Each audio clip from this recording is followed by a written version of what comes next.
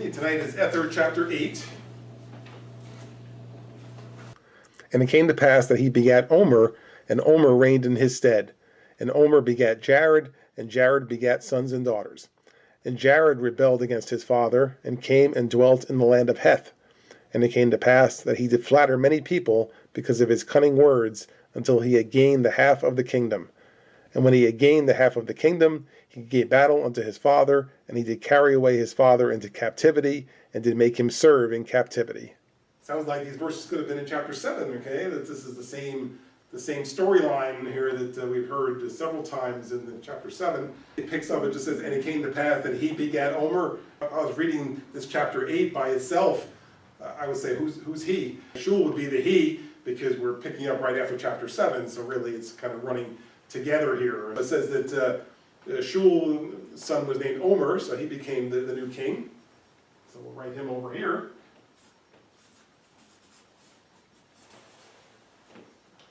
Right, so it says Omer is the new king, and it says Omer begat Jared, and Jared had his own family. Right, well now Jared, we're going to put him down here because he's one of these types. All right, so we'll write Jared over there. Okay, and because as I mentioned, so now Jared rebelled against his father and flattered some of the people and got people to be in his corner, right? And then eventually it says he gained half the kingdom and then battled against his father and took his father into captivity, right? Just like happened with some of the other ones, which is like happened with Shul, just like what happened with Kib, right? So everyone is kind of experiencing the same thing, having a son who rebels and then they capture him, make him captive, and try to take away the kingdom. And now in the days of the reign of Omer, he was in captivity the half of his days. And it came to pass that he begat sons and daughters, among whom were Esrom and Coriantumr. And they were exceedingly angry because of the doings of Jared their brother, insomuch that they did raise an army and gave battle unto Jared. And it came to pass that they did give battle unto him by night. And it came to pass that when they had slain the army of Jared, they were about to slay him also, and he pled with them that they would not slay him, and he would give up the kingdom unto his father. And it came to pass that they did grant unto him his life. He captured his father, as we said, and says Omer was in captivity the half of his days, right? So a good part of his life he was in captivity. And now, so eventually he had other sons and daughters, which we're not going to list them yet because we were just trying to list the kings or king wannabes on this page, right? So, but it says he had some sons who were named Esrom and Coriantumr, and so they saw what their brother Jared was doing in capturing the father and putting him in captivity. So it says they now were among those who wanted to make it right again. Right, so it says in 5, they were exceedingly angry because of what their brother did. They raised an army and fought him. All right, and so eventually they killed off Jared's army and they captured him, and they were about to kill him, and he just pleaded for his life and said, please don't kill me. And so they didn't. This is their brother, so I guess they said, all right, well we'll spare your life, all right, but I guess the idea that now stop doing this to the king, to our father, let him be the king, and don't be this way, try to take the kingdom away, and so they agreed to spare his life. So now the kingdom bounces back to Omer, which is where it should have been in the first place there. And now Jared became exceeding sorrowful because of the loss of the kingdom, for he had set his heart upon the kingdom and upon the glory of the world. Now the daughter of Jared, being exceeding expert, and seeing the sorrows of her father, thought to devise a plan whereby she could redeem the kingdom unto her father. Now the daughter of Jared was exceeding fair, and it came to pass that she did talk with her father, and said unto him, Whereby hath my father so much sorrow? Hath he not read the record which our fathers brought across the great deep? Behold, is there not an account concerning them of old, that they by their secret plans did obtain kingdoms and great glory? And now, therefore, let my father send for Achish, the son of Kimnor, and behold, I am fair, and I will dance before him, and I will please him, that he will desire me to wife. Wherefore, if he shall desire of thee that ye shall give unto him me to wife, then shall ye say, I will give her, if ye will bring unto me the head of my father the king. When I first read these verses, in 7 it says, and now Jared became exceeding sorrowful.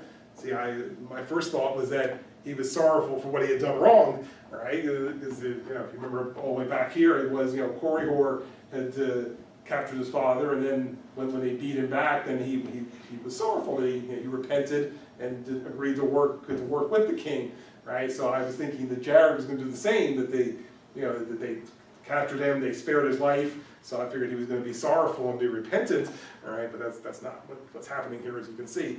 All right, it says he became exceedingly sorrowful because he lost the kingdom, all right? Because he had been the king for a little while, and now it was taken away because of what his brothers did. So now he's sorrowful that he lost the kingdom. And so, as you see in 70, it set his heart upon the kingdom and the glory of the world, which again is what winds up happening with all this power-hungry stuff.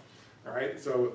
But now his daughter comes up with her own plan because she sees her father sorrowful, so she wants to fix things, right? So she said, "Listen, here's what we can do. All right, see, I'm a pretty girl, all right? Pretty much any guy would want me, all right? So how about if I'll go attract some young guy here, all right? And I guess his name was Achish." Right, the son of Kimnor. All right, I'll go and I'll dance and so forth, and I'll get him where he wants me. All right, and then I guess it was still the case where marriages were arranged. So it says, when the father comes to you and says, I want your daughter to marry my son, you can say, okay, that can work, but you got to do something for me first. All right, so instead of saying that you got to pay me money or something, just kill the king. All right, that's all. Just bring me the king's head, and then we can set up this marriage. So in other words, get the son to where he really wants this girl bad, and then you can manipulate this family into doing whatever you want them to do. And so that's exactly what they're gonna proceed with. All right, we'll just manipulate this family by attracting them with the girl. So I guess this girl was her head was turned by the power as easily as her father, I guess, because she wanted to do this and help the father get the kingdom back. So she was willing to even use herself that way to be given as a wife to somebody just to help her father be the king again. And now Omer was a friend to Achish. Wherefore, when Jared had sent for Achish, the daughter of Jared danced before him that she pleased him, insomuch that he desired her to wife. And it came to pass that he said unto Jared, Give her unto me to wife. And Jared said unto him, I will give her unto you, if ye will bring unto me the head of my father the king. And it came to pass that Achish gathered in unto the house of Jared all his kinsfolk, and said unto them, Will ye swear unto me that ye will be faithful unto me in the thing which I shall desire of you? As you see now, we have a plot coming about here, right? So we have the daughter of Jared is going to help her, try to help her father get back this kingdom. So here we'll just put. Actually, didn't get a daughter's name, did it? So we'll just write the daughter here. Okay, and she's going to connect up with somebody named Achish, and basically saying, okay, if you want to marry me, then you got to help my father get the kingdom back. So you got to kill his father, Omer. All right, so that's the deal. All right, so Jared says to Achish, if you want my daughter for a wife, kill my father, and then it's all set. Okay, so that's the deal. In starting to do that, so it says Achish, I guess figuratively he can't pull off himself, so he's got to get some help. So he calls on his family members. All right, his faithful family members, pulls them together. It's okay. Listen now, we're having a family meeting here, and I'm going to ask you to do something.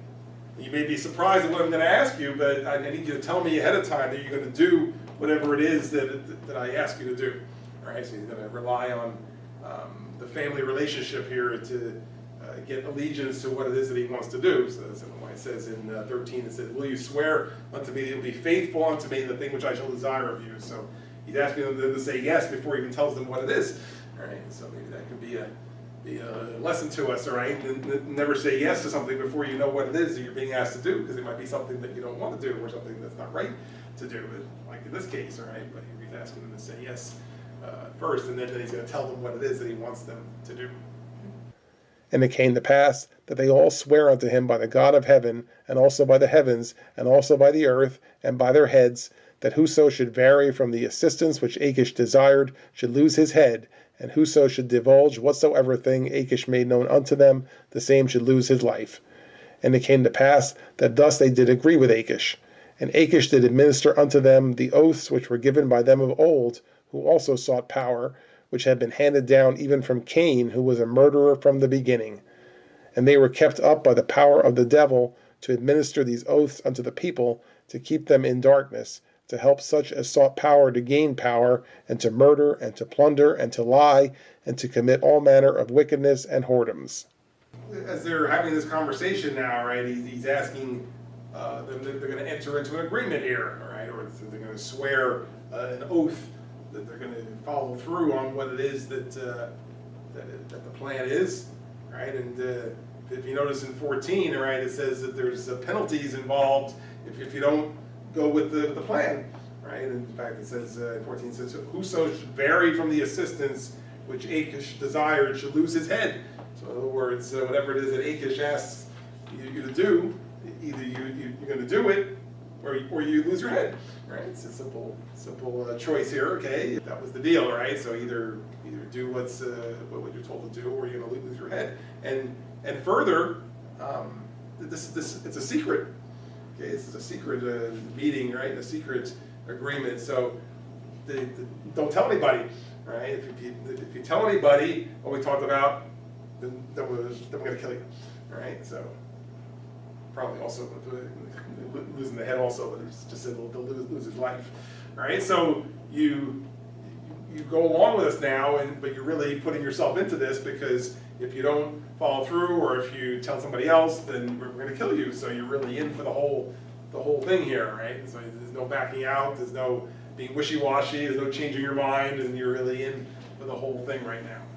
In 15 and 16, right, it starts to talk about something called the oaths which were given by them of old, right? And we've mentioned these kind of things once in a while, right? And it's here it says it was handed down even from Cain, which would be Cain from the Bible, as in Cain and Abel. And so it says that Cain was a murderer from the beginning. It says, and that he was then somebody who passed down certain oaths to, I guess, to his children and then to their children and so forth, and passed down even to this point where the Jaredite people have access to the same kind of information. It would be, again, I guess just some way of making a promise or an oath to each other in secret that you're going to follow through with some bloodthirsty deed, right? Whether it's a murder or any of the other things listed there, right? So it's a way of keeping each other in line, right? And I sometimes I've equated it, because like we talked about it when we talked about the Gadianton robbers. They also had like oaths and secret oaths. And I equate it to like the mob, in today's vernacular, right? Where once you're in, then you're in, right? And you're stuck. You can't get out, or they'll kill you, right? It's kind of like that, right? So you kind of swear in secret your allegiance to this organization, and then now you're stuck. Now you're sucked in, and now you're part of it. Like I said, the main, to me, piece of information there that would be of interest is that it says it goes back to Cain, who was a murderer from the beginning. All right. Now, of course, remember that the Jaredite story is not as far removed from the story of Cain as, say, the Nephite story, right? Because this is happening shortly after the Tower of Babel and everything. So really the same time frame as the Book of Genesis. So it's not as far after it, but still, it's many generations still have passed, because it's been passed down through those generations.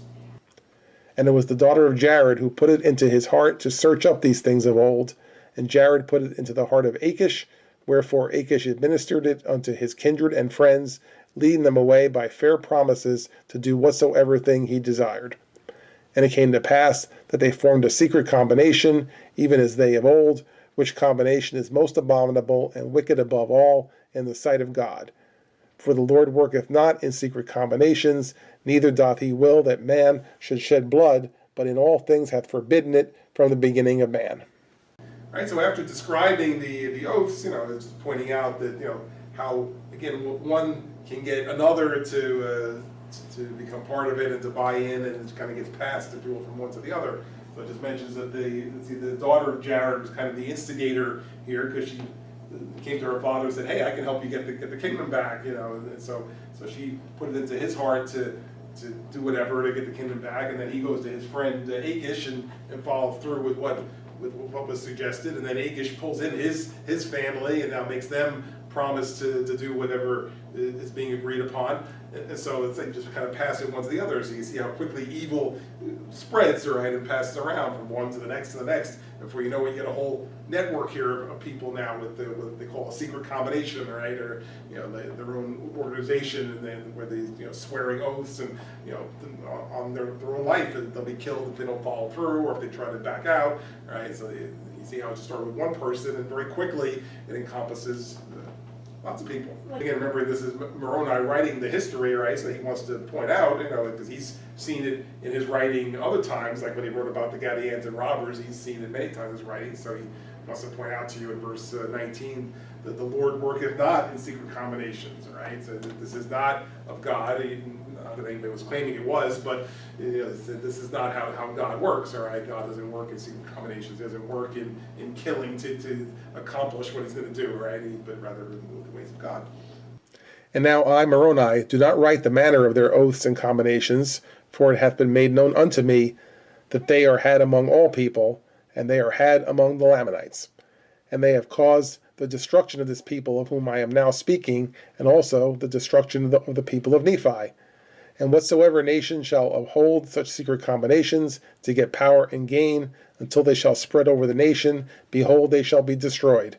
For the Lord will not suffer that the blood of his saints, which shall be shed by them, shall always cry unto him from the ground for vengeance upon them, and yet he avenged them not. Again, the writer of this is Moroni, who's the historian at this point, and so he's taking the story off the record of Ether, right? And so, again, remembering that he's seen the whole story through, right? He's saying, he says, I'm referring to all these oaths and combinations and everything. I'm not going to write them in here because, hey, the evil people already have them, so I don't need to perpetrate it further, right? To write it down so everybody can know what these evil things are. So I'm not going to just going to refer to them, but I'm not going to actually write even like the words that they use or what it really consists of, because you don't need to know that to know the story of what happened to the Jaredites. As he's pointing out, he says the Lamanites had those things, like when there was the Gadians and robbers, which he knew from writing the story, and it destroyed the people of Nephi, and it destroyed these people who I'm writing about, which are the Jaredites, right? Because later on you're going to see that that's really what leads to their destruction also. So you see, he's seeing that in reading this, that this is just an evil thing that leads to the destruction of whole nations. That's why he's saying in 22, whatsoever nation shall uphold such secret combinations to get power and gain, they'll be destroyed, right? Because God doesn't put up with that. It says the Lord shall not suffer that the blood of his saints will not be avenged and such, right? So he's not going to let that prosper. So those who use this will wind up being destroyed. And so that's why he's saying, I'm not going to even write it down so that others can try to grab onto this and use it, because it's only going to be used for evil, and it only leads to a bad outcome. Wherefore, O ye Gentiles, it is wisdom in God that these things should be shown unto you, that thereby ye may repent of your sins, and suffer not that these murderous combinations shall get above you, which are built up to get power and gain, and the work, yea, even the work of destruction, come upon you. Yea, even the sword of the justice of the eternal God shall fall upon you, to your overthrow and destruction, if ye shall suffer these things to be. Wherefore the Lord commandeth you, when ye shall see these things come among you, that ye shall awake to a sense of your awful situation, because of this secret combination which shall be among you, or woe be unto it, because of the blood of them who have been slain, for they cry from the dust for vengeance upon it, and also upon those who built it up. These verses are really being directed to the Gentile nation, those who would be reading it, right? To learn from what's being recorded that this is not something you want to get involved in, right? It's showing what happened to the Lamanites and the Nephites. It's showing what happened to the Jaredites, right? And so again, this is Moroni writing is saying, okay, the Gentiles, now you've seen what this does. So he says, that's why he says it's wisdom in God that I should show you what happens when these secret combinations are used, when evil is used, when the power of Satan is used, right? All this kind of stuff. So it's wise for me to show you what's happening, but I'm not going to tell you the actual things that are done. All right, but now learn from that. Repent of your sins. Don't get into these kind of things, because it's only going to lead to a bad result.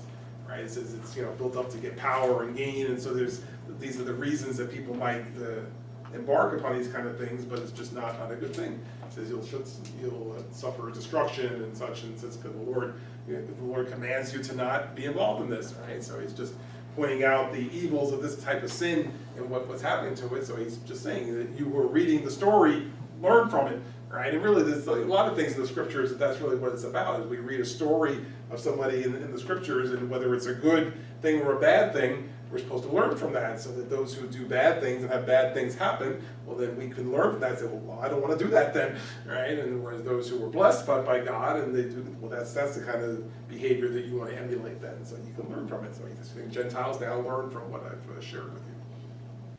For it cometh to pass that whoso buildeth it up seeketh to overthrow the freedom of all lands, nations, and countries, and it bringeth to pass the destruction of all people, for it is built up by the devil, who is the father of all lies, even that same liar who beguiled our first parents, yea, even that same liar who hath caused man to commit murder from the beginning, who hath hardened the hearts of men, that they have murdered the prophets, and stoned them, and cast them out from the beginning.